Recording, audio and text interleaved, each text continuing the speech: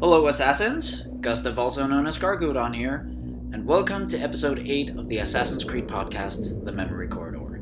This podcast is hosted by me, and for each episode I have a guest with me who will be discussing a topic in the world of Assassin's Creed with me. Today for episode 8, I have my fratello Shadow Marquez, aka Marco, with me to discuss time travel, supernatural powers, and alternate reality DLCs. Say hi. Hello everyone, and hello Gustav. Thank you so much for having me on the podcast. No problem at all. Now, to those who might not know about you, Marco, tell the audience a little bit about yourself and what you do here in the Assassin's Creed community.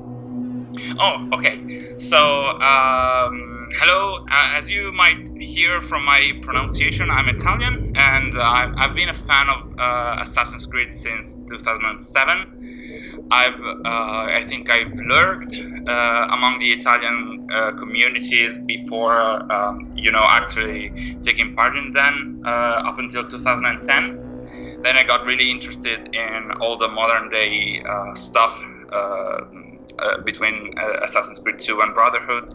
And so I started being active in the Italian communities, and that was up until 2013. When along with some friends, we started a project called Access The Animus, and that's what we've done ever since. So we're working on a project that reaches the fans through social media like Facebook, Twitter, and with videos on YouTube. We have a site. And we share news, opinions, and we write long articles about the plot, which is still our main focus, although we have branched out a lot in the past years. And, well, that's pretty much what I and we do. Share opinions with our fans, share the news as fast as we can, and present all the informations as that they are out there always to our fans. Yeah. So, as you can hear, Marco's a pretty cool guy, and I can only recommend checking out the stuff Access The Animus provides on social media, as it is a really awesome way of staying up to date on all the news in the world of Assassin's Creed. And sometimes, I will admit, I don't always read the full articles, but just reading, the headlines on social media is enough sometimes. It's really awesome, and I can only recommend checking it out. Now, should you be interested in keeping up with Marco and Access The Animus, links to Marco's personal social media pages along with ATAs will be in the video description below. But now it is time to kick off today's topic discussion. So, I myself am a really big fan of science fiction, and the way to understand that correctly is my inner 10-year-old can resist ray guns, supernatural powers, huge war machines, and much more.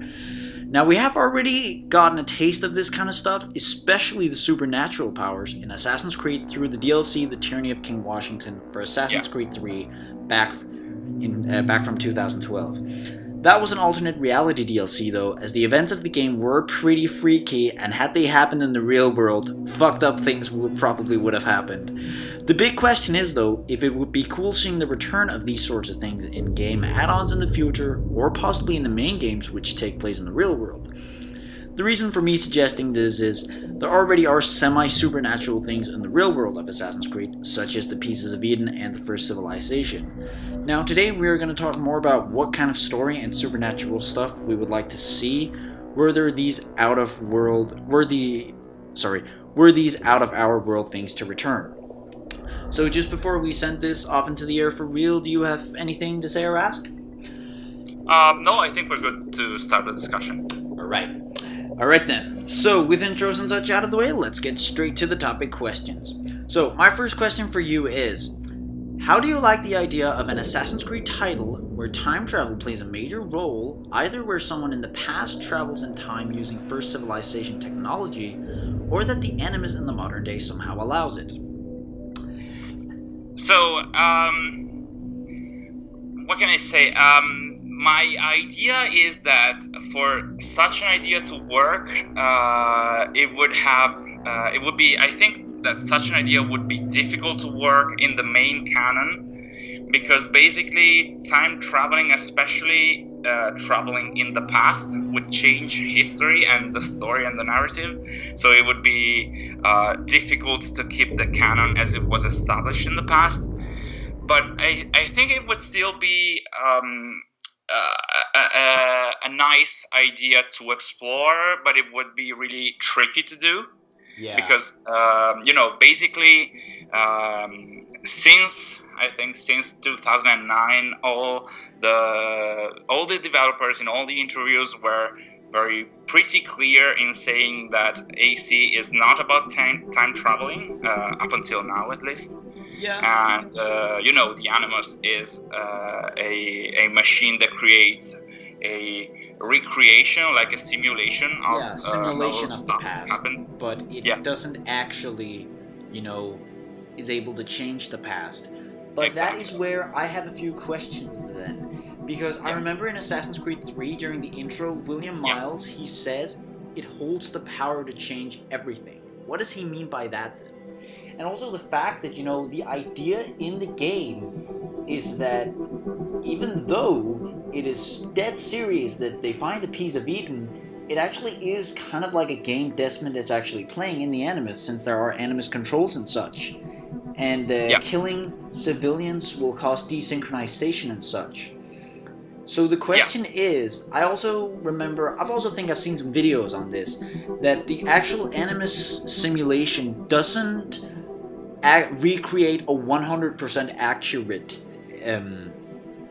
simulation, but it's merely just, to get an idea of what happened. Also as, let's just stay in the Ezio trilogy, as the Animus translates to English, because I doubt Italians would run around and talk English, especially if they were enemies, which they might have been at that time. But yeah, it's an interesting question. What I would like to see, just to stay on the question, is I think it would also make the most sense if, let's say, we were to see a time travel story. Let's say an alternate reality DLC where the piece of Eden, one of the pieces of Eden, somehow holds the power to project one's consciousness into the person's younger body. Let's say maybe the Templars, they got hold of a piece of Eden and accidentally, destroyed everything, everything is in ruins. And, a small team of assassins, they find out about this, and then they project someone into the past to change this, making sure the Templars do not cause total destruction. I think that would make the most sense. That would be, I think it would be, again, it would be tricky to keep the canon, but like you said, I think that maybe it would be difficult to change the past, but in a way we have already seen it's very hidden in the narrative of AC, but we have seen pieces of Eden that sort of do something like that. In Assassin's Creed Chronicles, there are the precursor boxes that can project a consciousness over someone. For example, I think it was Xiao Yun's consciousness that was projected over Anya's. And another example was very hidden in Assassin's Creed 1. That's the Philadelphia project. It was in an email. You said you talked about that. That's right. Before we were recording this. That sounds very interesting. And what was it again?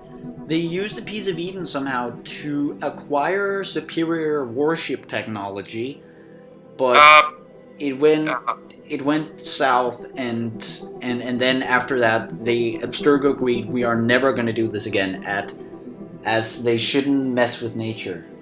Yeah, basically it's what is called the Philadelphia Project or Philadelphia Experiment, and it's something that has been run in conspiracy theories for a long time. You can find about it in Wikipedia, even aside from the AC lore.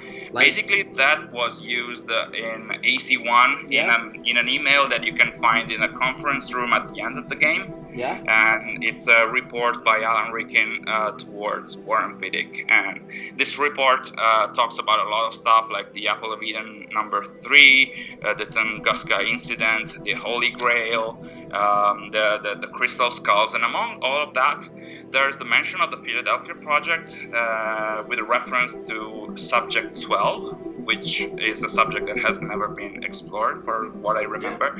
And basically, it indicated that a ship briefly manifested. I'm reading the email right now. The ship briefly manifested in a future state for approximately 18 minutes. And basically, the administration of Abstergo decided that they're never going to, meddle with time travel, and because they don't want to get into time paradoxes. So they hid the piece of Eden that allowed for this.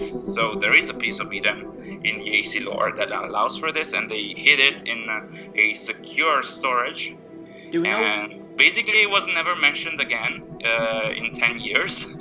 Yeah. So I don't think that it's going to be explored anytime soon. But suffice to say that unless it's retconned in the future, there still is a possibility to, go back to that and use it. Yeah.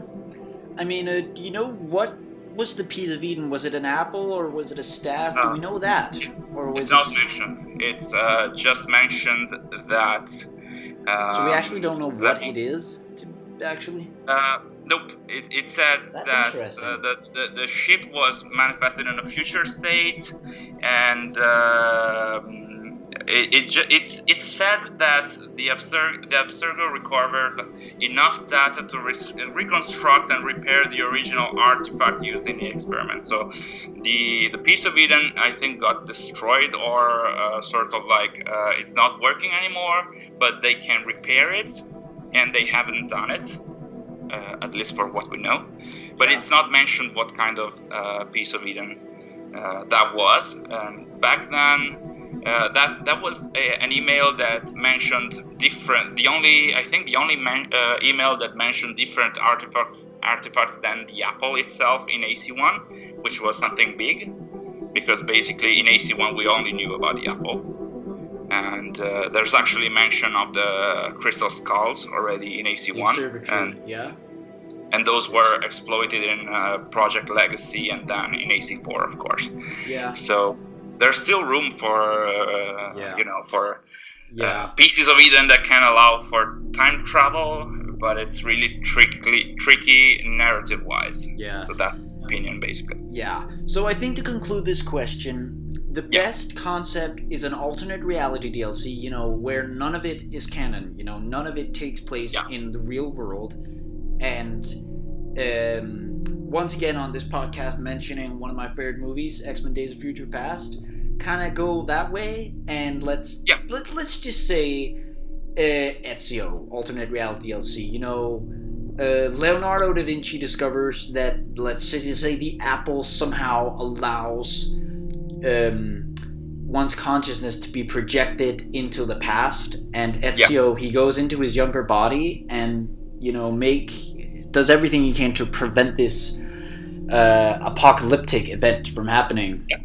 And because I think if the Animus allowed it, that would be really also just on the sci-fi level. We would go really into like interstellar stuff, if you know about that. Like what then the genes can somehow connect with the genes, and you can go into the Animus. Like, what the hell? But it's kind of that, because I think in the Desmond games, at least, we've also kind of seen that you are actually in the Animus with Subject 16 and the training sequences and such, and also in Brotherhood, like when you've decoded all 10 glyphs and you find Subject 16. But to conclude, an alternate reality DLC where first civilization technology allows it is definitely the best idea if we were to see this. Now, do you have anything to add to this, or should we proceed to question 2? I think we covered it pretty extensively, so we can move on. Absolutely. All right. It's kind of in continuation of something I just said, but if you were to take an existing Assassin's Creed game and add an alternate reality DLC to it, which game would it be, and what kind of supernatural elements would it feature?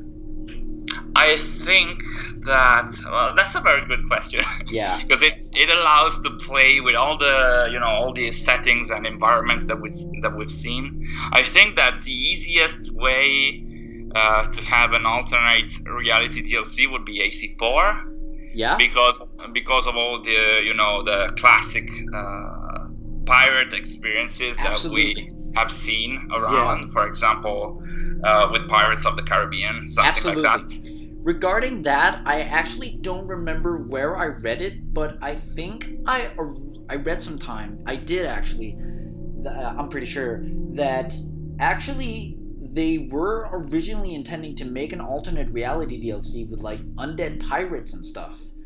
I think it was maybe back then it was a rumor. Yeah, but then they canceled it and made Freedom Cry instead, which I have yet to play, but from what I hear is pretty good actually. Yeah, it is. It is nice. It's another different take on on another way to play AC4 with a different character, which is of course Adewale. And it's much more serious. I think the themes explored in that are very serious. Yeah. But going back to your question, I'd say and what you mentioned before. Some of that,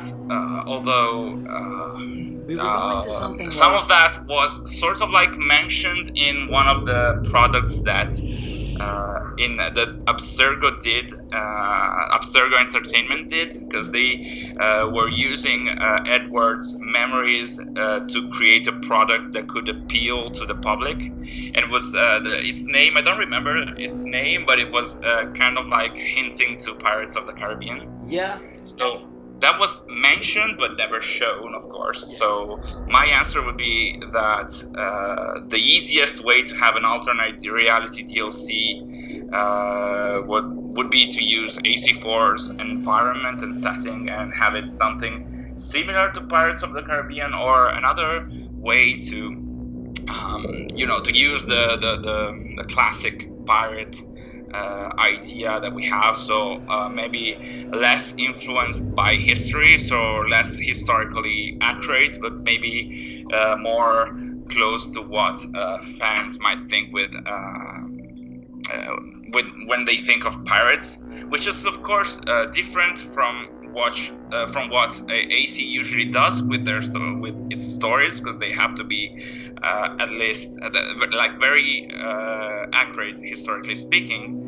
But an alternate reality DLC allows for a bit more of a freedom in terms of narrative. So definitely there are really so many ideas to explore. Absolutely, and I think it would be awesome, exploring like pirate legends like Davy Jones, because Adewale during the Treasure Fleet mission also, what is it? Save your singing for Davy Jones or something like that. I don't know if you can remember that. But yeah, it would definitely be would have been awesome, like undead pirates and stuff. Yeah. Kind of make it like the Assassin's Creed version of Red Dead Redemption Undead Nightmare. Exactly. If you know that. That's exactly what I was thinking. When you said undead, I thought of the what was it called? Undead Nightmare or something Nightmare, like that. Yeah.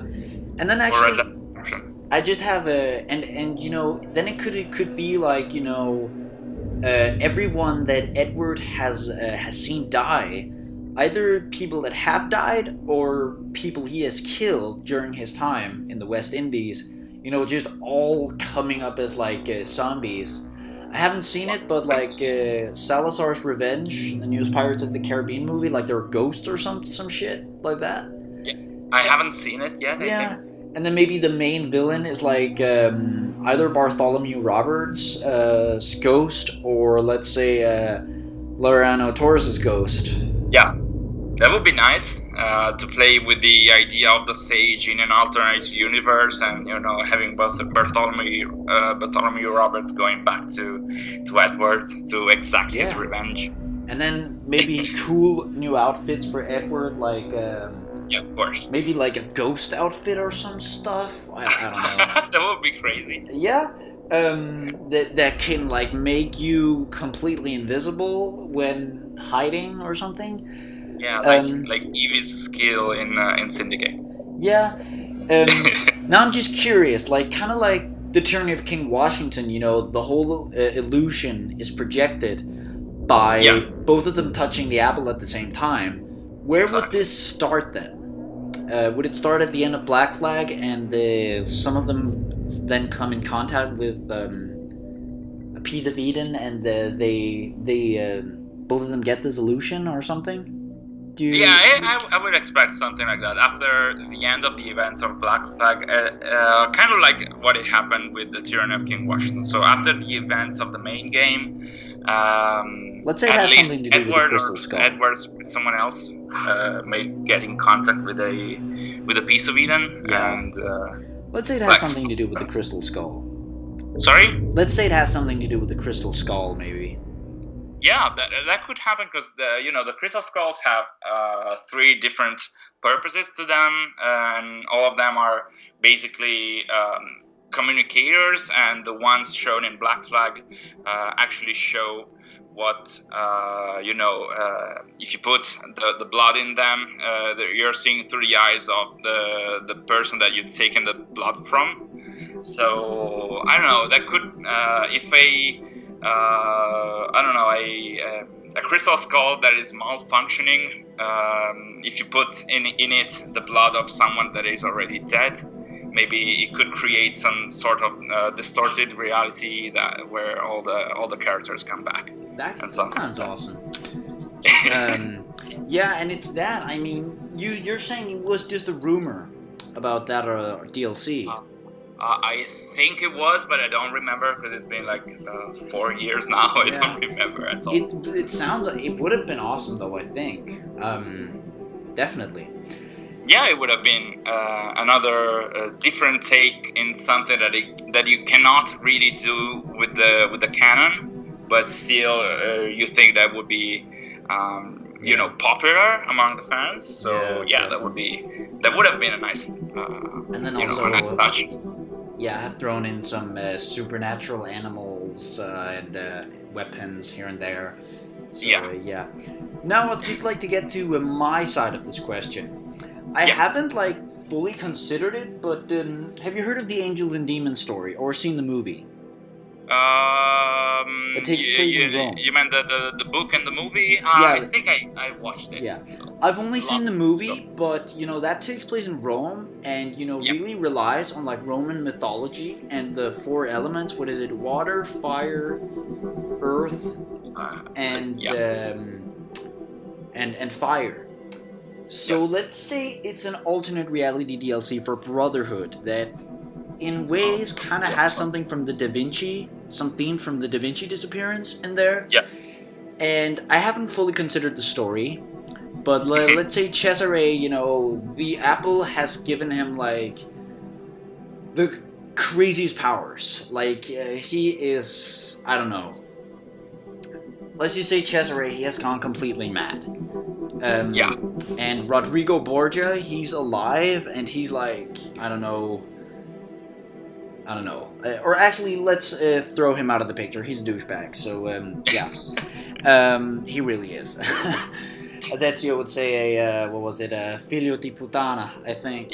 Yeah. He's out of the picture. But Cesare, he has gotten these supernatural powers, and Ezio and Claudia has received these powers too. And Ezio somehow, he's one with, let's say, fire. So he can disintegrate himself into fire, just completely fantasy now. And Claudia, she's one of water, so she can control the water now. And let's say who could else be there? Machiavelli, and who's awesome? Bartolomeo, he's awesome too. So yeah, they've gotten those 4 persons have gotten the powers of these 4 elements, and it would be a DLC that really relies itself on temples and vaults, which we absolutely love, especially from the Ezio trilogy, and Roman mythology, and you have to solve all these riddles in order to obtain these weapons that will be able to defeat Cesare. It's just an idea I had a few months back, which I thought was cool. You could write a fan fiction about it. Absolutely. Actually, just regarding fan fictions, I can announce to everyone watching this that I will very soon be starting a video series focusing on Assassin's Creed theories and fan fictions. So be ready for that. But that's mainly going to rely on canon stuff. It's mainly going to be fan fictions, what would have happened if something. So yeah. So that would be nice. I think that, especially the idea, both the ideas of AC4 and this one about brotherhood would be a nice pitch for the beginning of your new videos. Definitely. Yeah. Can't wait to see it. Yeah, that's going to be coming sometime soon. So yeah. Now, to conclude this question, Black Flag is definitely our ideal choice. And it has something to do with undead pirates. Yes. Definitely. And hell, they might even receive those supernatural powers I talked about, as they are sailing on water all the time. Yeah, of course. But then that's the question, who would be alive? Who's the quartermaster of the Jackdaw, maybe? Who would that be? Good question. As there are 2. Yeah, I wouldn't be able to think it right now. Too many choices. Definitely. Because of all the characters that have that die throughout AC4, there will be so many opportunities to use in that. Absolutely. So I would have a hard time picking the best one for that. Absolutely. Now, I think that sums it up for this question then. So let's skip to a third and final question. Do you think we are to see an alternate reality DLC for a game again in the future, perhaps with the release of Assassin's Creed Origins? That's a very good question again. I think that I'm not sure about an alternate reality DLC, but to a degree, and I wouldn't know how to describe it yet because we don't have as many pieces of information as I would like to. But in the first trailer that was released about AC Origins, there was the now very famous big snake. Yes, I wanted you to say that. And I'm pretty sure, I was texting with a friend and I asked, did those exist in real life? Because I'm pretty sure they didn't. No, they didn't. We don't want to turn this into Anaconda stuff, from which I've heard is a really horrible movie. So yeah, and I'm thinking it's the ideal choice because we have so much Greek mythology and stuff, which it could really rely on. That could make for an awesome DLC. Because I think that's really the whole point of the games, that if we are to see alternate reality DLCs, it really needs to have some kind of source that has mythology. In AC3, let's just say it was Native American mythology. And Connor turning into those animals, what was it? Wolf, bear, and eagle. Wasn't it those 3?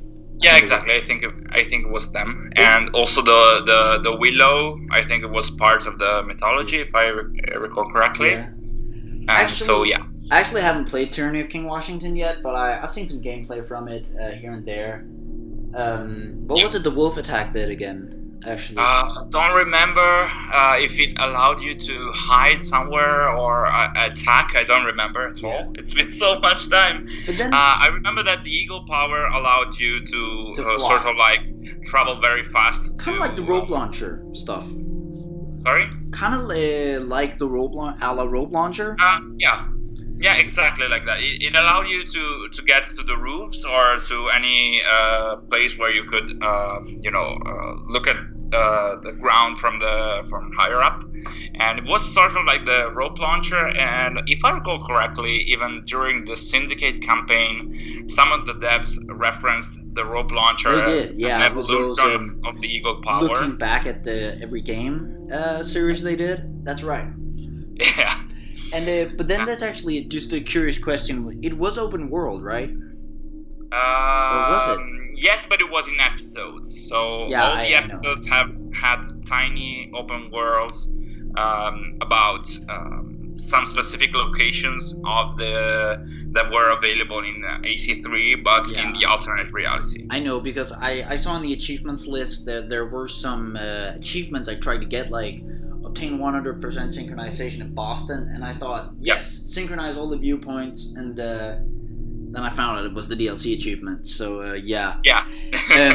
But yeah, I think it could definitely work for Origins with Greek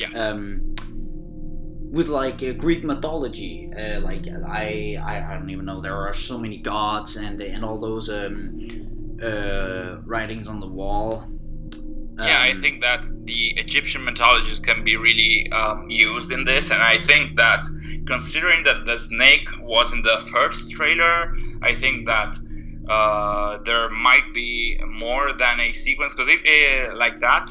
And I think some developer, I don't remember who, mentioned that they were sort of like dream sequences, so it's still in the canon, but it's like Bayek dreaming something that is connected to the Egyptian gods. So the snake, for example, might be connected to the snake god that I don't remember. I don't remember his name. Maybe it was Apep.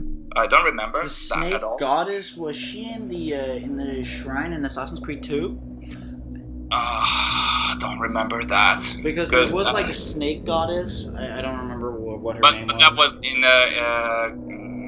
that's the snake god in the Egyptian mythology, and what you saw in the shrines, unless they were Easter eggs like the what was it called, the squid.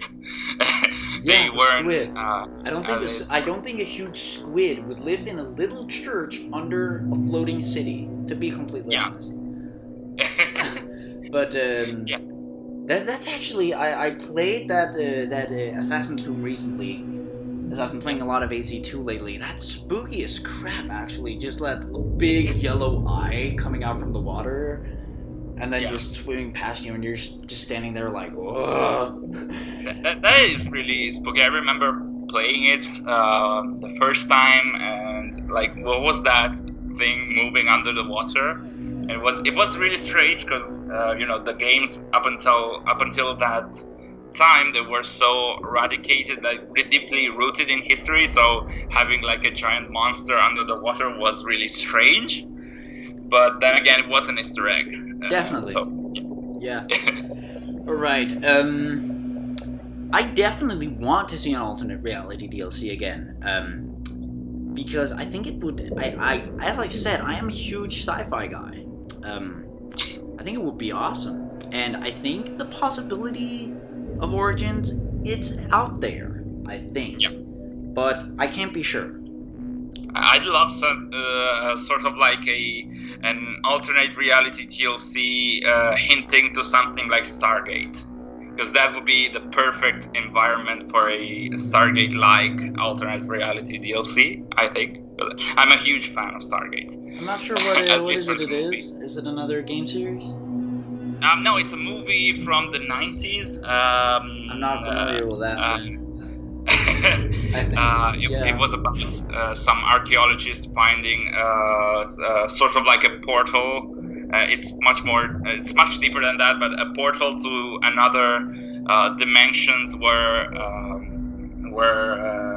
people still sort of like worshipping Egyptian gods were still there with some crazy animals, and there was a guy sort of like an alien faking being Ra, the Egyptian god of the sun. And so it seems really crazy as I describe it right now, but It was really awesome back then. Yeah. Right. Yeah. I feel so old describing that. But yeah, that's it. I also think that's an interesting point. In order for the possibility of an alternate reality DLC even being there, the original game need to have some kind of mythology in it it can follow. Yeah. And all the games, I guess, kind of really follow that. I mean, we've had the Roman gods, we've had Native American mythology, we've had like pirate legends, myths and legends, and more stuff like that. I guess the only games that didn't really have it was Unity and Syndicate.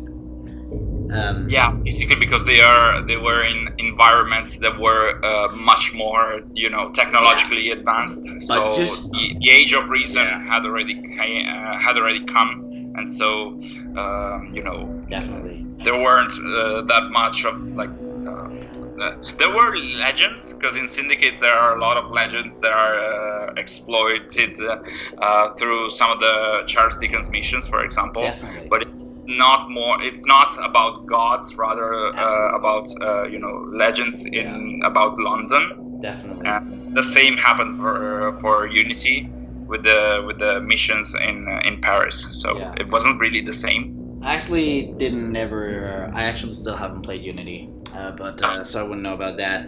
But just in Syndicate, there was that one mission you would unlock the ancient outfit of Minerva. Yeah. Was it the seals you had to collect and such? You had to collect I don't remember the English name for that, but the carillon, the machines that play the music. That's right, you had to do those. I think it was called Secrets of London or something. Yes, I think it was something like that. You had to get there were pictures showing where the object was in the city, and you had to triangulate the position to find it. And when you found all of them, I hope I'm not mistaken, but you got to this secret vault where you found Minerva's outfit, which had all this sort of lightning effects on that. That's it. I mean, there are so many side missions in Syndicate I have yet to play, so I think I definitely need to get some of those done before. Go back to that. I haven't played it for when this is recorded for almost a year and a half now, and I never even finished the Maharaja DLC. And I think my synchronization in the DLC, Jack the Ripper, is 96. So why not? Is a lot. And that's just it. Just speaking of DLCs here, the Jack the Ripper DLC, oh my god. I was so impressed. Yeah. I love that. Especially the beginning. My heart was beating. And I can understand, I can relate to that, because the beginning, following Jacob and what happened and stuff, it had another perspective, playing the bad guy, because it wasn't like playing Shay, because he had his, reasons that, his motivation that you explored through the game.